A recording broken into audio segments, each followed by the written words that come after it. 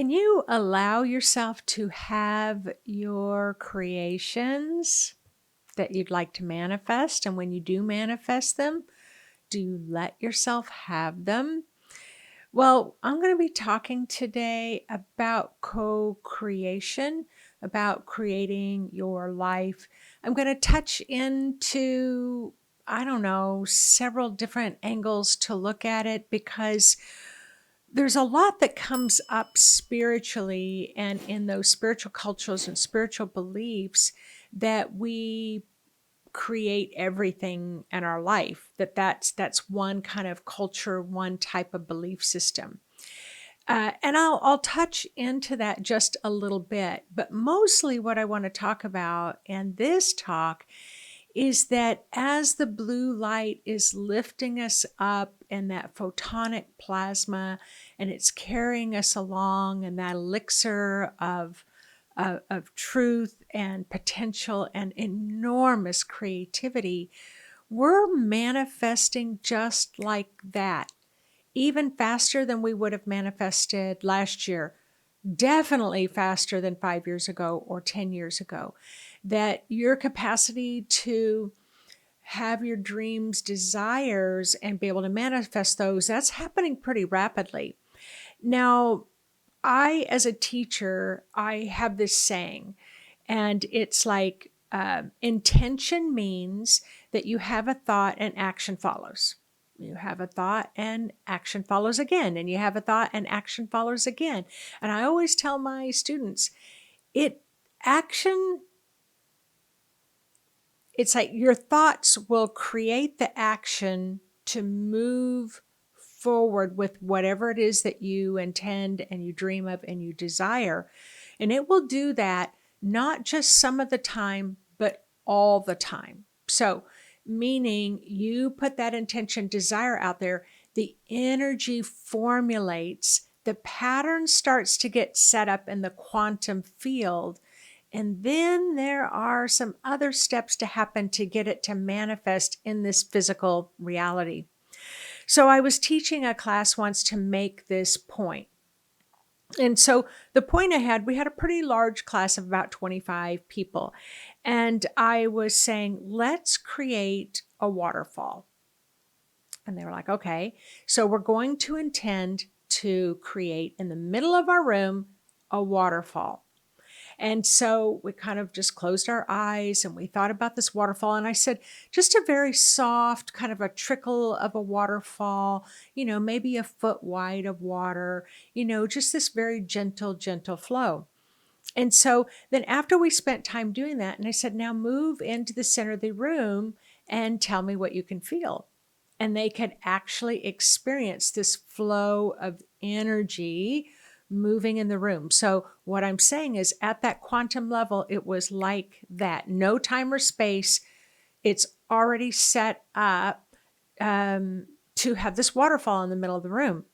And I will tell you, if we hadn't cleared it, they could have had a leaky ceiling or anything like that manifest. It's like, well, you wanted a waterfall. And so it could have manifested in that way inside the building.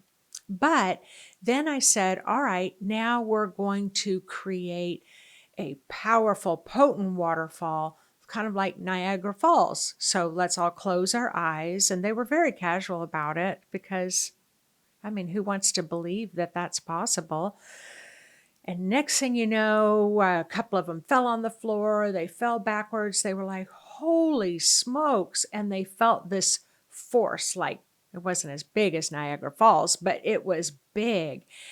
And then I had them let go of that creation, let it dissolve right down the grounding.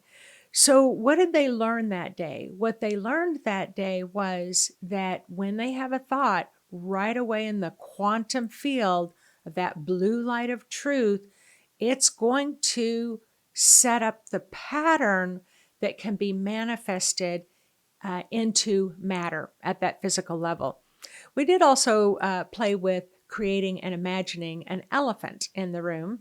And then sure enough, as they felt around, they could kind of bump up against this elephant. It's like the trunk and the tail. So you can play with this for yourself and just see, what happens for you. Even if you're doubtful, just let yourself play with it. It's not going to hurt anything. And so, again, that was my point. If you have a thought, action follows. But here's the thing, if you have a negative thought, action's going to follow as well. So it's not just the spirit world, the quantum field doesn't say, that's good, so we'll let you manifest that. That's bad, we better not manifest that. That's good, that's bad, that's good, that's bad. No, it doesn't work like that. In the quantum field, it's your wish is my command. Whatever you wish, whatever you desire, the little molecules in the quantum field start to formulate. So, and so that's why I say be careful. And in this day and age, it's happening faster than the speed of light. And by the time we get into spring of 2025, your manifesting skills are going to be so fast. And then with each year coming. And so that's why during this time of great change, it's highly valuable to sit down with a piece of paper and really write out, where do you see yourself a month from now? Where do you see yourself 6 months from now, a year from now? Where do you see yourself 3 years, 5 years, 10 years from now?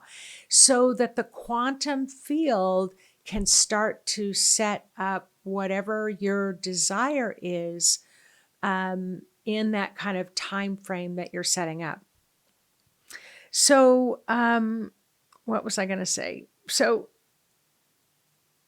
when you have a thought, action follows, not just once in a while, but all the time. And just not when you're in the mood for it to manifest. It's going to manifest all the time. And the energy begins to take shape. I've already said that. And it can create negative outcomes. And the positive, and it's not like you can say, I want this to have a positive outcome, because especially if you're trying to manifest let's say you're trying to manifest a home and you have your husband or your wife, you've got a couple of children, you've got the dogs and the cats, and you're trying to manifest a house. Every person in that home contributes to that manifestation. So your partner might want a log cabin and you want a modern house, and the kids want to be in a neighborhood full of kids, and somebody else wants to be out in the forest in a cabin. It's like all those dreams and desires of what wants to become manifested can kind of crash and clash in the middle. So when you're working out a manifestation with your family, you definitely want to make sure that you sit down and really get all on the same page, because once you do that 5 times, so we're going to say you've got a family of 3 kids, a parent, let's include the dogs and cats. So we just want to make sure that everybody's energy is in alignment with what the dream and desire is and moving that forward, because it's so rapidly shifting right now that you might have an idea in your mind the kind of house you want, but if it conflicts with everybody else in the household, it's going to be a challenge to manifest it. So but I struggle to believe if that's even possible to do that. And your non-belief can create a roadblock. So it's like, I remember once, so first of all, the first, I don't know, I've been at this 30 years. So the first 20, 25 years, my finances were, paycheck to paycheck. And I know that many of you listening know exactly what that's like. And so then I made this manifestation wheel. This was like 20 years ago. And I put on there that I wanted to make $100,000, in that year. Now, $100,000 for me at that time was a lot of money, because I could work as a nurse with overtime, full time with overtime, and I might make $60,000 a year. So now I'm working as a full-time psychic. I'm going to try to manifest. I said 100,000, 100,000, 100,000. Yvonne and I ended up working in Thailand, and guess what I earned? 100,000 baht. That's what it's called. 100,000 baht, which if you convert it into American dollars, it's about $1,200. And so I learned a lot about creation is to be very specific. I want 100,000 US dollars. And I will tell you, it was up until, I don't know, 8 years ago where I finally manifested that. And so, but I had that inner belief that it wasn't possible, and it wasn't possible for a healer to earn that. It wasn't possible for a woman to earn that. Like I just had all these roadblocks. So when you have dreams and desires about what you want to put that out there. Then you want to kind of go internal and see what might block that manifestation, might interfere with you letting yourself have that creation. So there's some really key words that are coming up right now, especially in the last few years. One of them is spiritual bypassing. And what that means is, let's say, you are financially on the edge, living paycheck to paycheck. And the spiritual bypassing is that I must not be meditating enough. I must not be praying enough. I must be blocking my ability to earn more money. I must be doing this. I must be doing that. And so that's where you have that spiritual culture may leave you with the impression that you're doing something wrong. That's why the right things can't happen. And so there's a lot of people that say that's just not cool, to tell other people you're spiritually bypassing. There was a man I was talking to and his wife had died. And he's like, I don't know why she's so upset. His wife didn't die. His wife's mother died. And he goes, she's spirit. She's on the other side. Her body isn't a real body, it's spirit. Well, that's spiritual bypassing. And what are you bypassing? You're bypassing reality and the physical perspective. You're bypassing the emotional grief. It's like, they're a spirit. I can just move on. Well, your human body can't do it that way. So what I'm trying to talk about today is, yes, spiritually, you can have and create and manifest everything. But at the human level, it might be a little tougher than it seems. So I'm just going to keep touching base with you. I'm going to come at different angles, see if I can help illuminate some things. And there's another one that comes up a lot, like the spiritual beliefs that blame the victim. So we know sometimes I'll go to court and they'll say, well, what did you do? You must have dressed provocative, or you were skimming money, or whatever they say. But it's like the saying that something is, you're not spiritually right with God. Let me put it that way.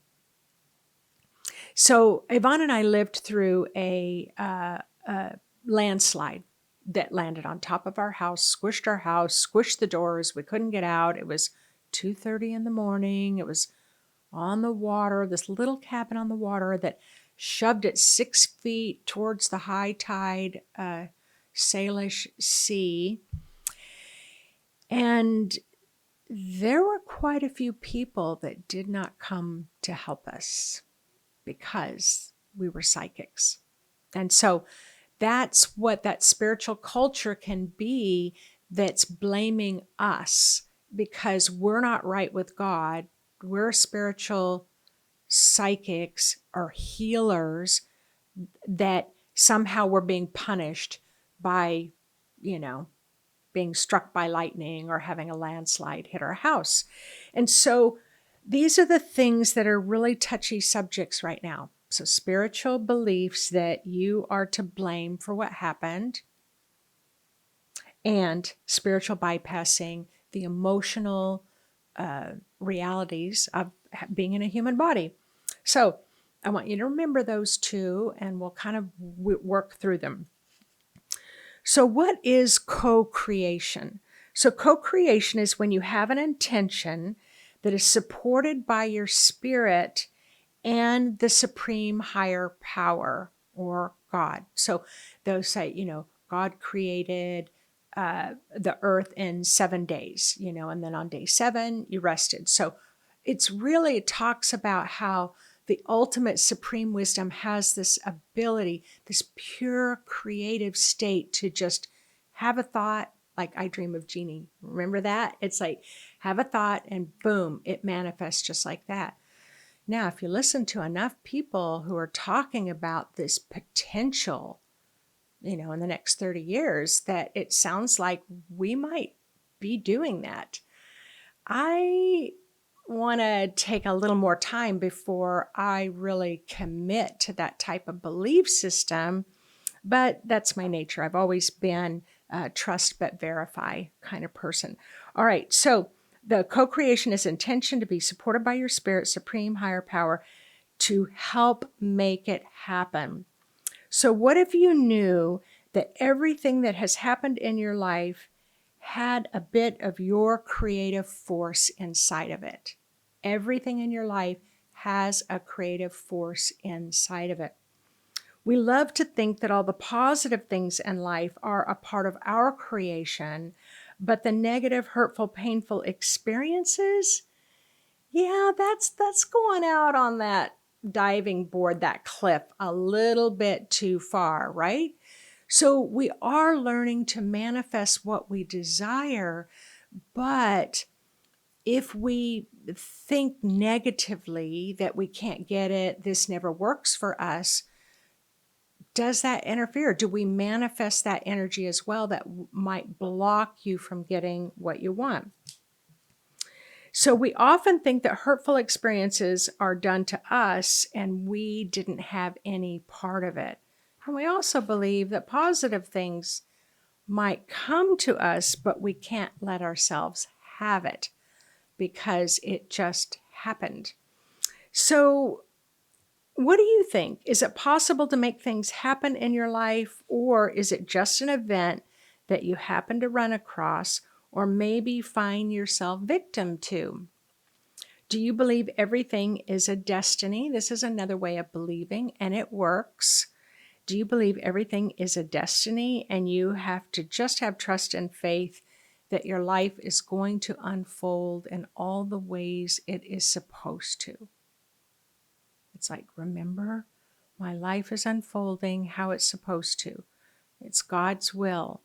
I'm here because I'm meant to be here. There's a lot of things that we can tell ourselves spiritually to help ourselves to deal and to cope with whatever situations are unfolding.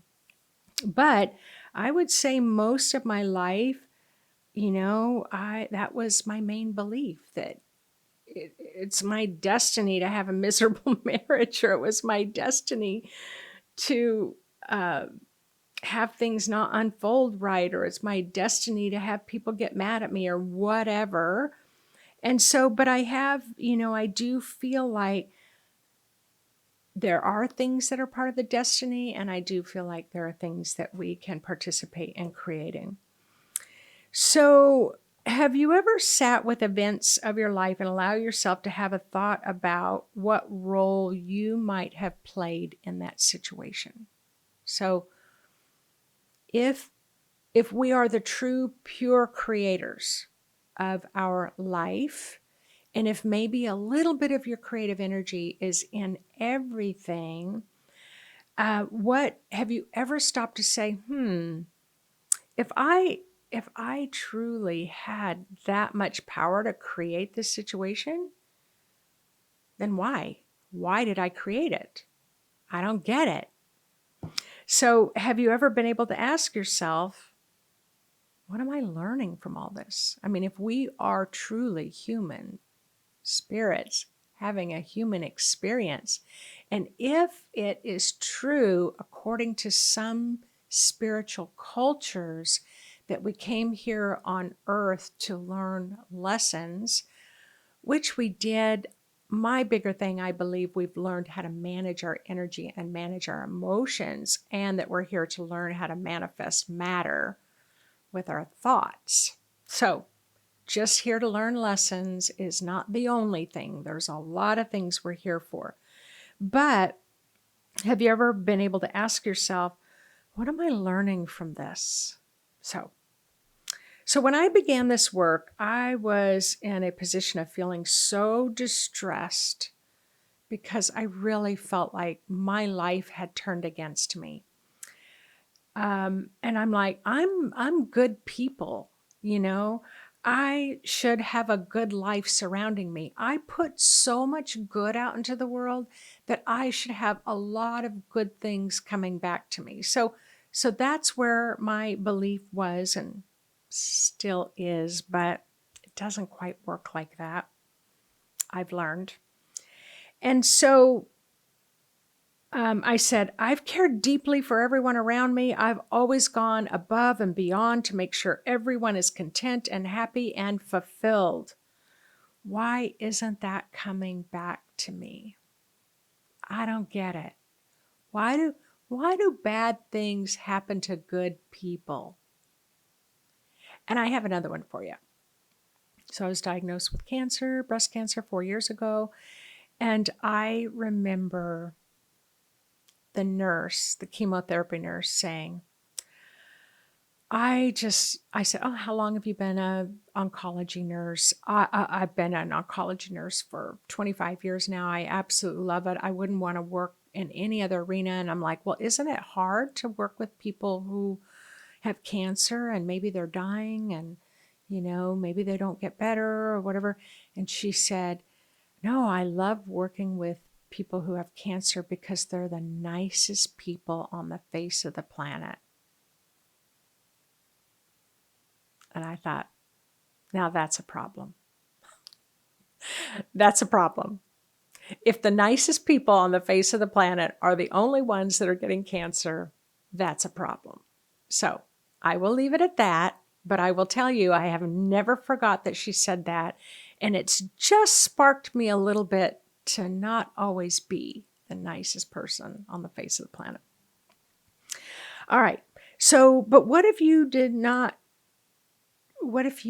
feel like you were a good person? What if you felt like you didn't deserve happiness? Maybe you weren't the best parent to your children. Maybe you weren't the best person to your coworkers. Maybe, you lived a lot of your life just not caring. You could care less if anybody around you is happy. It's all about you and I'm going to take care of me, right? And then you have this epiphany and it's like, oh my gosh, I was not a very nice person. Maybe you've been hurtful or harmful with your words, your thoughts, or your behaviors. So then if you're trying to be a co-creator, do you believe like you don't deserve to be happy? When things go wrong, do you believe it's a punishment for your past? Why bother trying to create a better life when something good comes my way? When something good comes your way, do you have a hard time letting it in because you can't self-have it? Because you feel like maybe you need to, it should go to someone more worthy, right? And so I just want you to think about these things because why? We have the blue light coming in and the blue light doesn't give a rip. If you've been good, bad, ugly, happy, generous, stingy, greedy, it doesn't matter. If you're thinking about the quantum field, it's like your wish is my command. It's like, I want to make an elephant in the middle of the room. It doesn't go around and say, do you deserve to imagine an elephant? Do you deserve? Well, you deserve it. You don't. That's not how it works in the quantum field. It is an equal, level playing field. We all have equal opportunities. Now, I will tell you that the clearer your energy field is, which gets clearer through meditation, but the clearer your field is and the more you can keep your thoughts clean and clear and turn things around rapidly when you're acting like a cranky person, then when it's nice and clear, it's like the quantum field is clear. Your cloudiness is not clouding up the quantum field. All right. I can tell I'm giving you all lots of things to ponder. So, the first 8 years following my out-of-body experience and my full devotion to God, because I heard this God voice that said,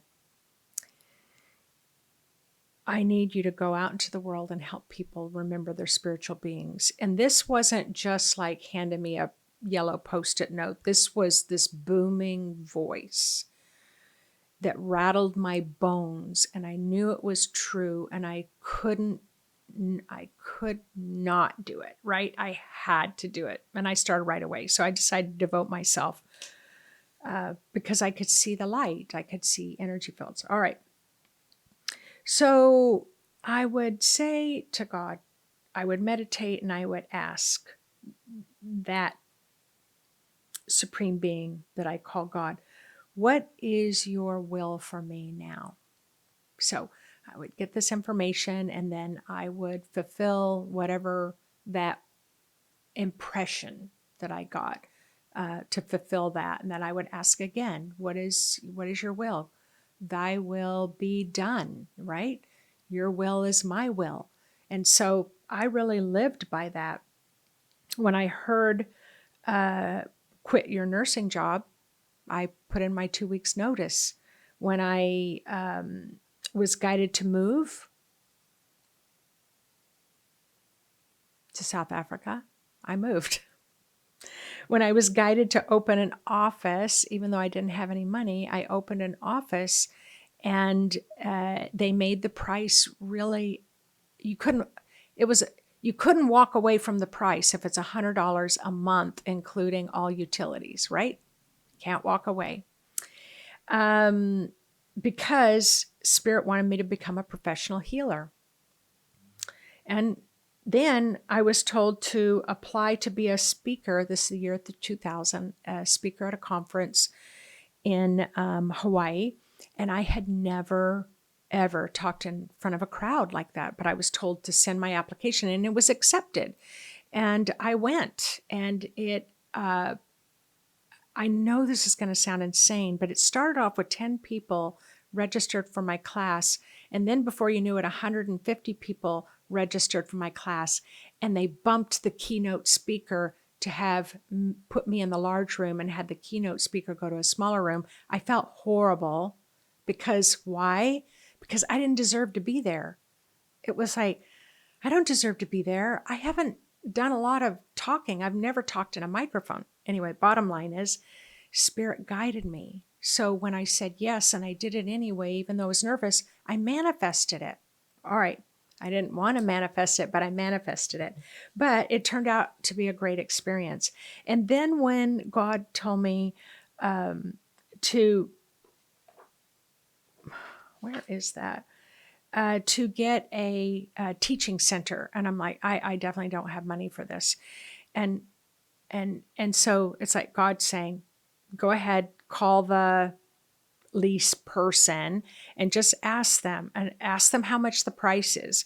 So I called, asked the price. They said, well, let me ask the owner. And it had been sitting empty for 3 years and it was kind of run down. So I'll give you those points.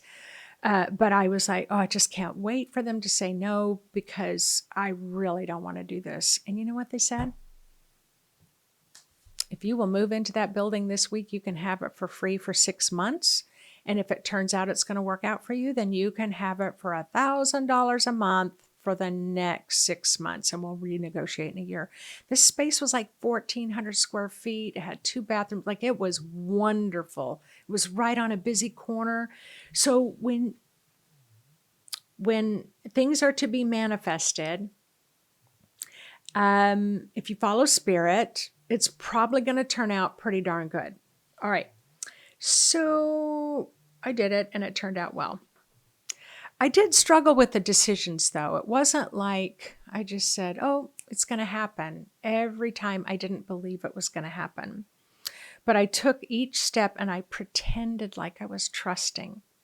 Fake it till you make it was my motto. So one day, I was walking in the woods alone. I was enjoying the solitude. I felt really close to God in nature.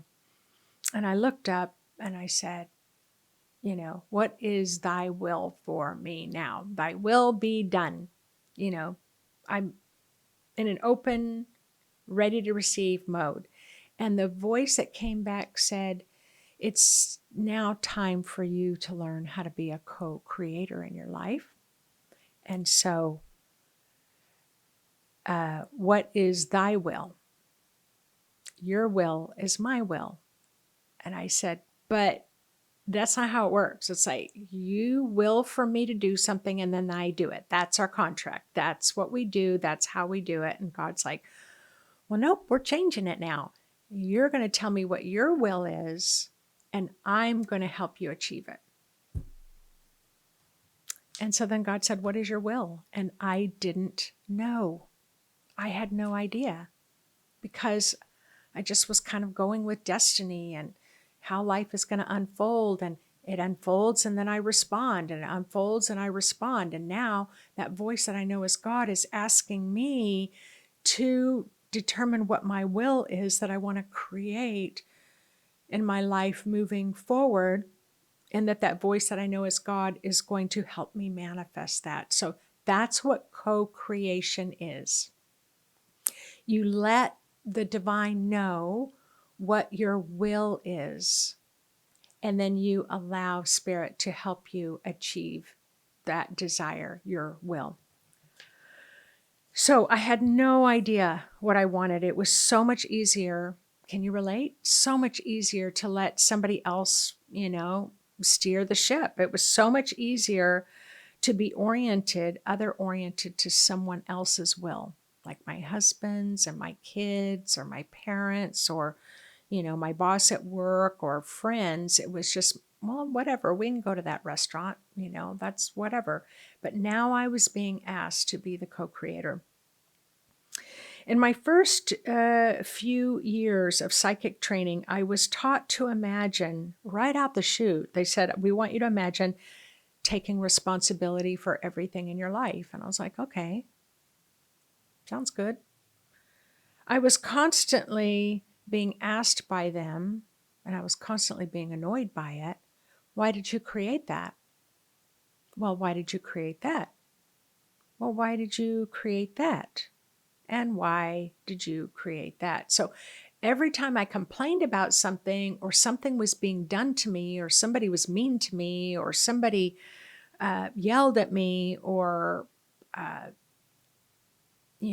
was delayed on paying my credit card bill and they charged an extra $100, they would say, so why did you create that? Like, who would want to create a bill, right? But that's my training. That's the point that I want to make. So if you're not happy with your creations, they would say, then change it. And this is the honest truth. I didn't know I could. I created tons of bills. I created an abusive husband. I created 2 unruly teenagers. I created stress. I created loss of friends. The list goes on and on and on. And my teachers were asking me, encouraging me to take 100% responsibility for each and every one of those things.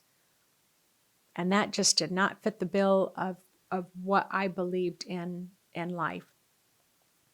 But I did it. It was part of the program. It was part of the learning. And so it would help me kind of dig deep. So let's see what I said. I didn't agree with it. I didn't like it at all. And I certainly didn't believe that I created a verbally abusive husband. All right. So now I'm going to get to that. So now I just want to interject here. I'm not talking about death. I'm not talking about death or robbery or somebody running a red light and getting killed in a car accident. And, I'm not talking about those types of things. I'm talking about just normal kind of daily things. But I will say, I've talked to a lot of people who've survived a car accident, And you know what the biggest thing they tell me is? They knew that their life was really stressed and that they were running like their hair's on fire and that they needed to slow down, and they felt like the car accident forced them to slow down. So did they manifest the car accident so they would slow down? Did they manifest getting injured so they would slow down? Did they manifest getting hurt so that they would review their life? So these are all potential possibilities, or they might not be true either. So what I learned was, by following my teacher's instructions, that I found out that if I created an abusive husband, then I can uncreate it. It was like a light bulb moment. It was like, all right, so if you're telling me I created this, then I can uncreate it. And they said, yeah. So I learned that being in a relationship with someone who's constantly verbally abusive taught me I created to learn how to stand up for myself, how to speak up, how to say it's not okay to call me names. I learned to set boundaries, and I learned to not passively walk away and do what he demanded. I learned how to stand in my own strength with strong boundaries, a strong, firm voice. I learned that maybe my spirit did wish for me to have this experience. I learned that maybe my spirit did want me to create this so that I wouldn't just be this little shy mouse that never spoke up. And so when that kind of aha moment happened, then it was like, well, okay, all right, I'll look at this a bit more, So so like when someone talks terrible things about me behind my back, how am I responsible for their gossiping? Right? It doesn't make sense. And then I look at it and I can see where I was passive to a certain point and I didn't set boundaries early enough with this person. And so that they needed to have those boundaries set early on. And I'm not saying, see, that's where we come back to spiritual beliefs, blame the victim, spiritual bypassing. But what I realized was because I never set the boundaries right away, that person kind of got a little more out of control and a little bit more out of control. So can you relate to what I'm saying around that?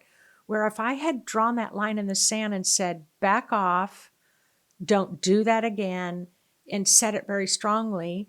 And so I had to do it, but it was after a lot of gossiping and saying a lot of untrue things about me. So I did learn to speak up sooner. So there's lots of things that are happening. So here's a story. Yvonne has this sign that's like, don't forget the magic gravel. And we had moved from South Africa. And anyway, Yvonne's living with her mother and really helping her mother out a lot. And her mother was helping her by letting her live there until we could find a place to live. And Yvonne said, oh, I wish I could afford to get my mother's driveway, smoothed out and graveled, because it was a dirt road and the gravel was off and the rain runs down it and makes these big divots. So Yvonne was probably saying this for a month or two. And one day there was a knock on the door and this construction guy says, hey, we've been building a house down the way. We're so appreciative of your patience that we've been running back and forth on this road. We've got extra dirt, extra gravel. We've got the machinery. Would you mind if we smoothed it out and spread the gravel? And she said, well, how much is that going to cost? And he goes, oh no, we'll do it for free because we have to haul this stuff off. And if you just let us leave it here, we don't have to haul it off. So that's what I'm talking about, co-creating. Now, Yvonne may not have sat down and made a spirit wheel, creator wheel, destiny wheel. She may not have written in her journal, but she kept repeating it over and over. And she just had that feeling she wanted to manifest. What's the likelihood of someone going out in the middle of nowhere with exactly what you need. And these things are happening more often. And I really want to hear things like that that have happened for you. Like I remember once I was like, oh, I really want a pizza, but I'm too lazy to go out and get one. And then the neighbor comes over and says, they accidentally delivered 2 pizzas to my house. Do you want one? I could give you so many things that have worked out for me. And so I remember at the school, someone said to one of the teachers, Nancy seems to have everything fall into place for her. And the instructor said, that's because Nancy allows herself to have her creations. So, meaning I'm like, bring it in, bring it on. I manifested that space. I manifested a house at basement bargain prices, and it's gone up in value 6 times over. It's like, all these stories are wonderful, wonderful stories. But if we come back to the blue light wave of truth that is really infusing us with a lot of creativity right now, take advantage of it. Learn to be a co-creator in your life. Do it. I work with a business coach and I love it. She'll say, what's your reasonable dream and desire? What can you reasonably manifest right now? And then what is impossible to manifest? So she has me make 2 timelines. What's reasonable? What I believe is impossible? And every time she's had me do that, I have reached that impossible bar. Why? Because we've got this blue frequency, high frequency, very creative frequency of light that's coming in. Now we just need to let ourselves learn how to let ourselves have the happiness, have the abundance, have the creativity, have the job, have the house, have the career, whatever that's going to be for you. Or maybe you just want to feel good. So, I just have one more thing to teach you. So I'm going to teach you a little manifestation trick. So it's called the pink balloon. All right. It's called the pink balloon manifestation. So I'm not going to voice guide you in a meditation, but I'll just tell you how it works. You're going to write down on a piece of paper everything that you want on one thing. Let's talk about like a career, and put in all the details of the career. If you want money, make a separate sheet for that and a separate balloon, or you want kids, or you want a marriage, or you want to move to Tahiti, whatever that is, do separate balloons. But once you get the list, I want you to kind of go into that quiet meditative place and pretend like that list is going inside a pink balloon. Why pink? I don't know. That's just the way it was taught to me. And then you're going to let the balloon go. This is the power. This is the secret. You've got to let it go. You have to surrender it into the universe's hands to let it manifest and come back to you. And what if you go, oh, I just let go of the balloon and I wanted to put one more thing on it. Well, that's the beauty about manifesting and your dreams and desire. You just go, I'm going to add that to the list. I'm going to add that to the list. You set your intention, let it go. But I'll tell you one thing. One woman came in for a reading, and I went to tune in. I looked at her energy field, and I'm like, what the heck? You've got all these pink balloons all attached to your aura. And what it was she was holding on to her dreams, tight-fisted. She wasn't letting them go to the universe. So the universe couldn't help her to manifest it. So I've had lots of people try that technique and it's worked out wonderfully for them. But then after you release it, then just set your intention. I'm going to let go of anything that might interfere with me having this creation. All right. I could talk about that topic for a long time, and I have. So that's enough for now. I'd love to hear about your kind of random creations. I'd love to hear if you have allowed yourself to learn deeply about things that have unfolded in your life that would be hard to imagine you creating it. Anyway, whatever came up for you with my talk, I'd love to read your comments in the comment section. Take care, and I will see you on the next teaching video. Bye-bye.